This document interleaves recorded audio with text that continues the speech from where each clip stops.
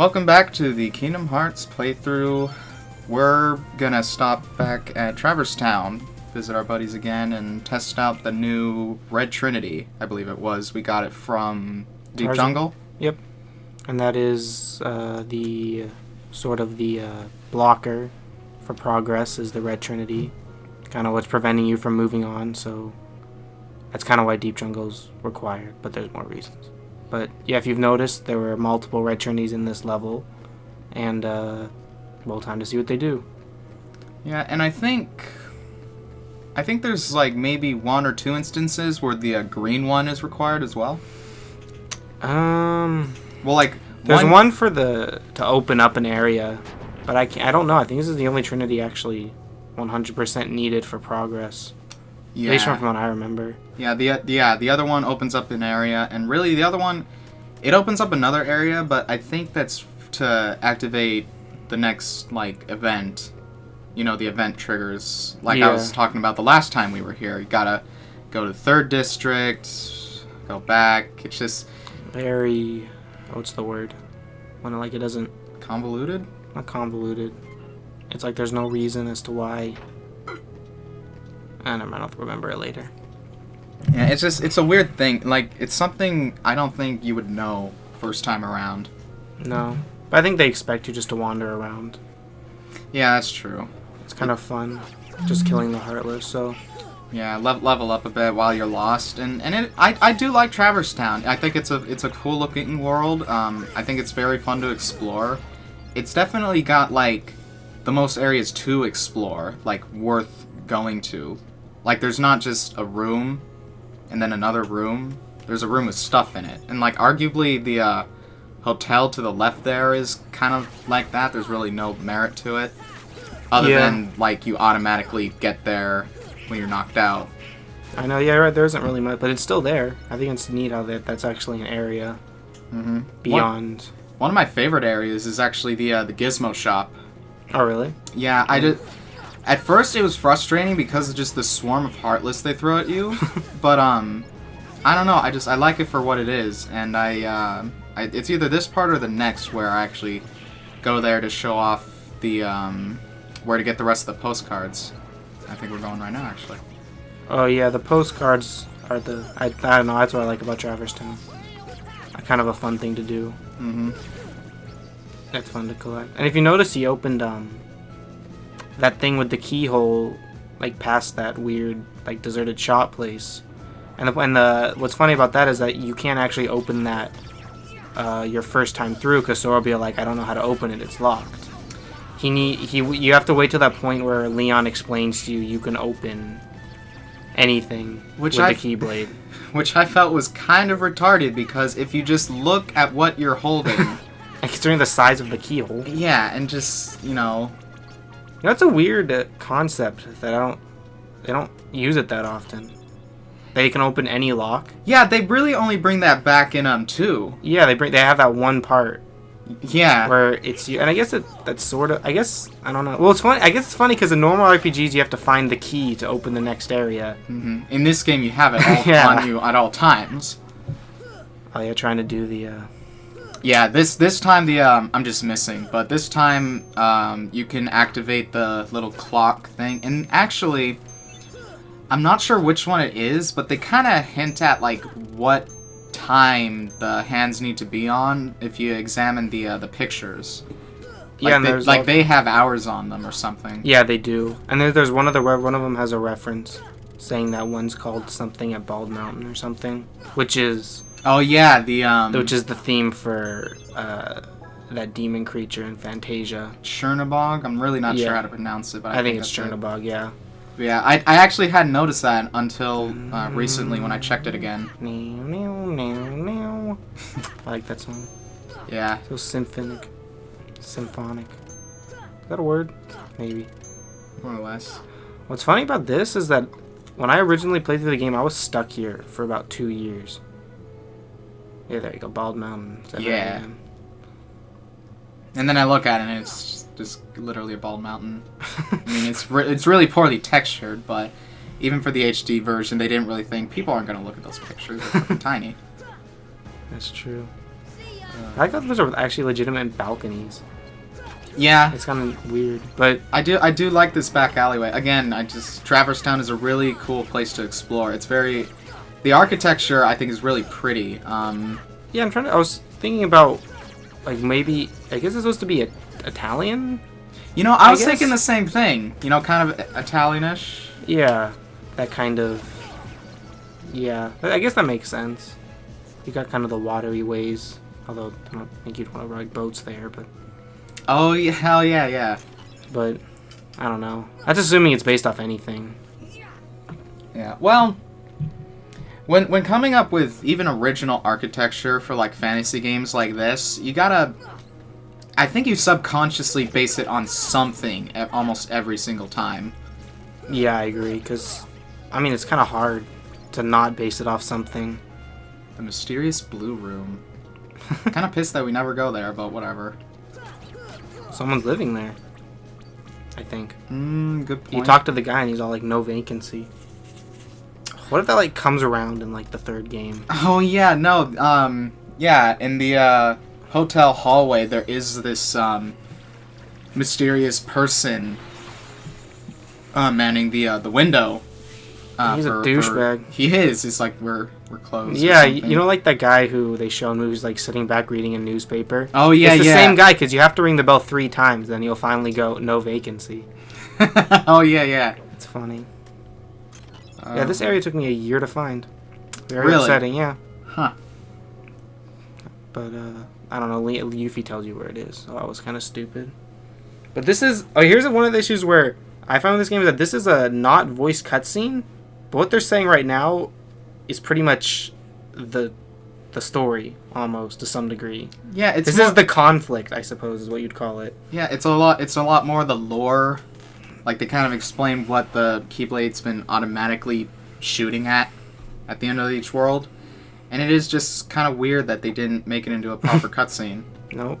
And that's like when Sora's that's like Sora's call to action, and he's like, okay, I'll do it. Yeah, and then they make you talk to them again to actually... For like the real reason you actually came there Yep. originally. Yep. Oh, I like this part because you see Leon all training, and then after you talk to him, he stops training. Because he's thinking. Yeah, And he's like... funny. It comes off as kind of prideful. Like, Yeah. he doesn't want to admit that he has no idea. And I love doing that.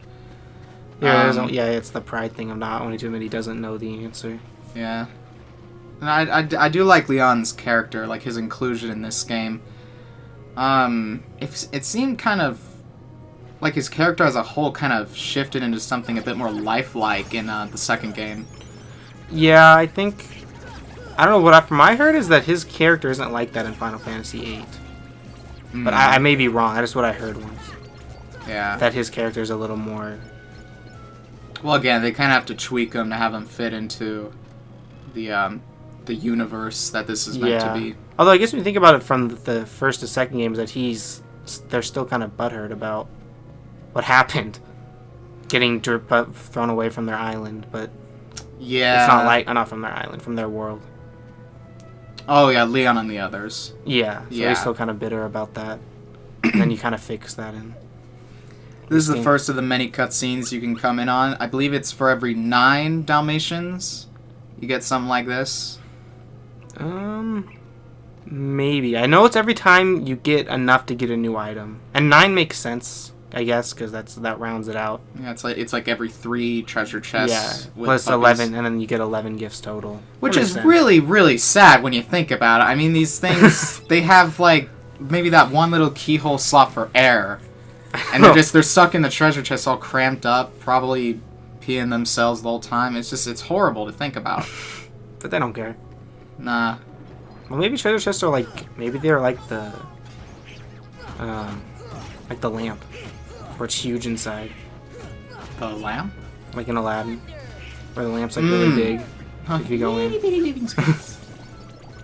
he says that, but then don't they show a scene where I don't actually know much about the Aladdin. I've only seen the first one.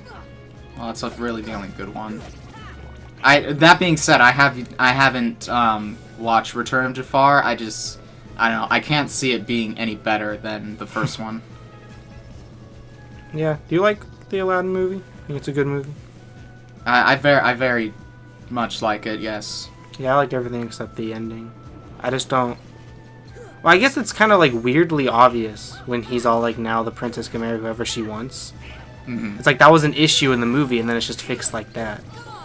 Yeah. I feel like it was kind of weird. And you folks watching, you think, oh, they're kind of going off topic. Well, you'll see. You know, a couple parts later, it's not as far off as you think. You know, we're staying on track as best we can. Right now, I'm just kind of exploring the town, getting stuff that I missed, just kind of showing it off.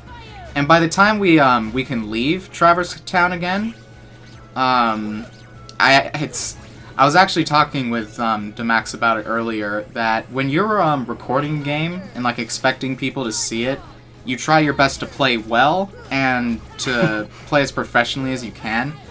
That being said, playing just, you know, casually on your own, there's a lot of things you don't even think about. One of those things is, I think, a really good tip for getting one of the postcards at the end of this world, but I'll save that for the next part when I actually do it. What was that? I don't know. It's been a while since I actually did the recording for this. Oh, maybe that was like the swiftest cut of all time, and you paused it for like an hour. Hey, you got guard. I did get guard, finally. Kind of ironic how defense was what I chose, and then... And I finally did it. What do you think of that mural in the background? The Lady and the Tramp? Yeah. I think it's cool. I like it. I think it's a weird inclusion. Yeah, but... I guess it... Like, it's almost kind of like a memorial to them. Like, they didn't survive when their world blew up. Yeah, I don't know. I guess it's just because they couldn't really make a world out of it. Yeah, I mean, I was actually just thinking that. Like, maybe they had plans, and then they really couldn't think of a way to do it. Yeah, because... Again, I don't remember Lady and the Tramp, but I don't think there's, like, a clear-cut villain. Yeah, and, like, what would they do with Sora and the others? Turn them into animals? Yeah, that's just... That'd be weird. That'd be freaking weird. That'd be funny. Dog Sora, though. Dog Sora. Quick, bolt to that, busted circuit. That goes over to the Gizmo shop and activates the machinery, but we'll head there later. You can tell it did something with its Legend of Zelda sound. Mm-hmm. Oh, yeah, the do-do-do-do-do. And it's funny, you can actually open that in your first visit, but... There's no point. No. Yeah. Actually, yeah. Because you don't get, like, a fire upgrade. You can definitely... I'm pretty sure you can open it anyway. But, yeah, like, you can. If you go inside the house, I'm not sure if there's no cutscene or not, which is weird. Because, we'll see later, when they do go inside the abandoned house beyond that door, they're, like, exploring and stuff. So I can't see why... they wouldn't include a cutscene in that. They're just like, they go in, they go out, without really giving it any second thought. Well, there's sort of. Because I guess once you get there, it'll be easier to understand. But there's sort of the voiced cutscene, and then there's the non-voiced cutscene. And then they could have just not included the non-voiced cutscene if you get there earlier. But I'm fairly certain I do go there earlier, and it's all just the same. I think no matter what you do, you're going to summon whoever's supposed to be there. But I'm not 100% sure. I don't like doing that because it's so cutscene heavy. It's like my least favorite part of the game. Yeah, it's... And you can't skip these, the non-voiced ones. Yeah. And since he doesn't have a voice actor, any scene with him, with Sid, is always just this. Not to mention your goddamn microphone turning off the audio. Yeah, but... We're still really not sure why that is, but we have the microphone plugged in, and there's no audio on the footage. It's there, don't worry. When we post it up, it'll be fine. Like in the other parts, it's a weird thing. Yeah, but I don't know, I have a feeling that if one of us had a more basic understanding of technology, we'd be able to figure it out. Although you might, honestly. I don't know, it's kind of weird. I should be the one who's, like, since I kind of grew up with it, be genius with internet, but this is what you I'm call not. This is what you call struggling to fill time, people. It really is just go from point A to point B, and really, I could have cut this down into one part. You know, just kind of skipping the trend. But again, I really appreciate Traverse Town. And And we were saying earlier we could open the door, and maybe we can run. Maybe we run into who's there. But the point of revisiting is that Sid gives you a book to deliver, and that's what you have to give to the guy who lives in this creepy old place. Oh, the stones. I hate them so much. Yeah, they're like the hippos, but required. It's another needless platforming section for a game that's... Well, I guess technically that could have been considered a challenge, but it's like it's not really hard. It's just frustrating. There's no penalty other than just to annoy the piss out of you. You do the same thing I do. What? Always walk around the right side, even though Yeah. it's the long way around. Well, that's how we read it here in America, left to right. I should always check the right first. Uh-oh, more mystery. It actually took me a while to understand what the hell was actually going on. What about when they explain it later? Well, like, even when they explain it, like, I didn't get it. Oh. Like, I didn't understand, like, it's just a weird thing, like, is he dreaming? Is he going crazy? I do like that, though. That freaking default face. It's just, it's the weird. surprise default. It's so Oh, funny. no. Oh, no!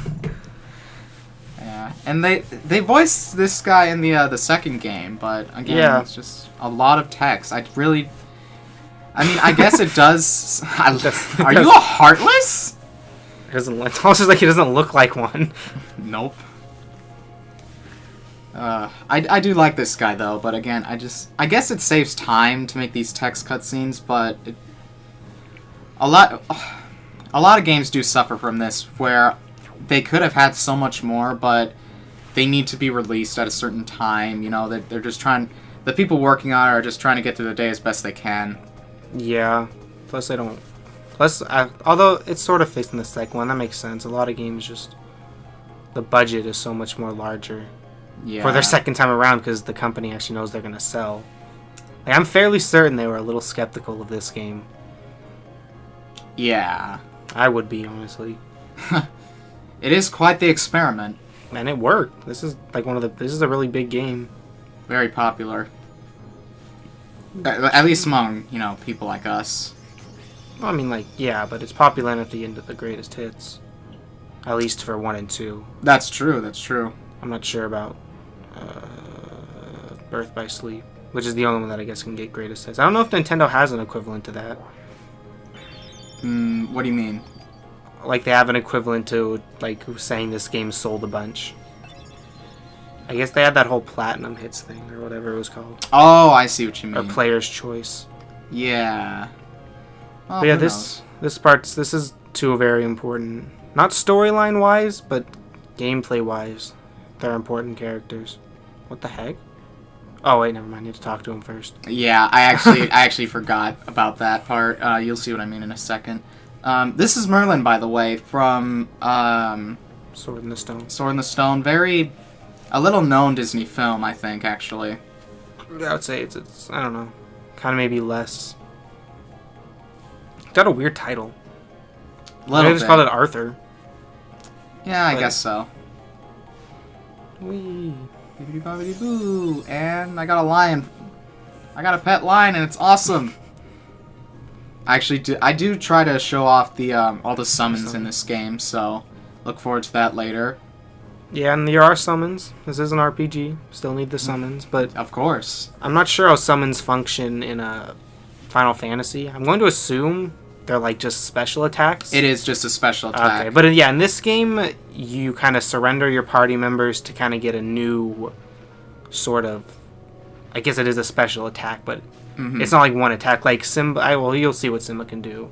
Yeah, like I said, I'd show off all of them throughout the playthrough. And there is one that it's kind of a support summon where you don't have to sacrifice your members. But yeah, and it's like the best one too. It's like the only summon you'll use if you. Oh, yeah, look at Sora's Keyblade.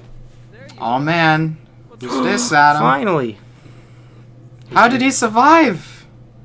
I thought he was drowning in the rising falls. No. I did really like that part. I actually Like, he was touches so him. concerned. Like, please tell me it's actually you, man. I hate this scene too because Riku always, except for that part right there, he generally has his normal face, but Sora never has non-default face in this scene. Oh, yeah! Sora's the worst, because he's in so many scenes. You just have a lot more time Yeah. to look down on the default face. Oh, man. I always found this scene funny, because it's like you saw Riku one-shot two soldiers, and then Sora just kills one shadow, Yeah. and it's like, whoa. You're so cool, Sora. You're so cool, man. I want one of those. Sora, what did you... But yeah, this is kind of the Kyrie too.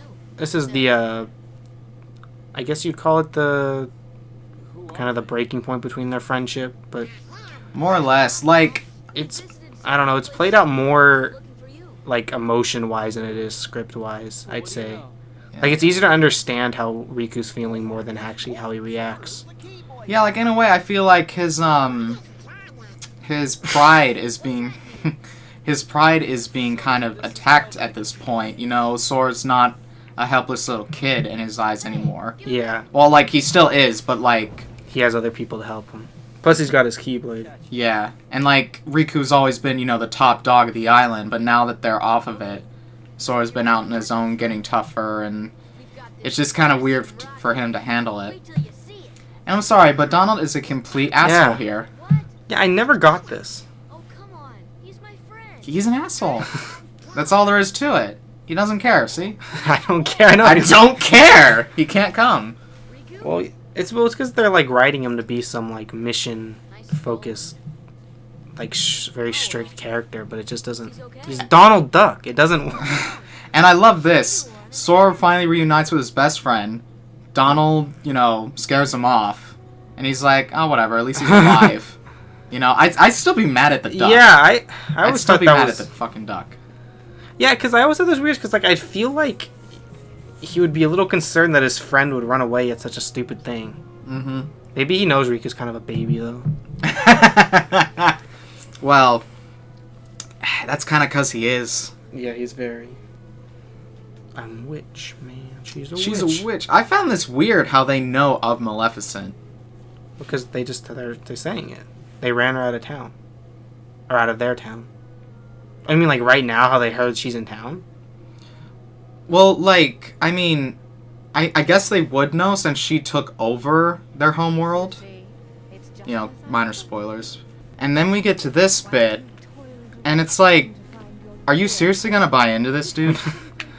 I know. Like, for who are you honestly going to believe? Your best buddy, who you grew up on the island with, or this crazy old bitch that you met, like, yesterday? I know, and it she doesn't even trust her, as they show in a later cutscene. Yeah, it's just, again, just kind of looking out for number one, but we'll get more into, you know, her place in the game and his, where he's heading, so we'll see you in the next part for more Traverse shenanigans.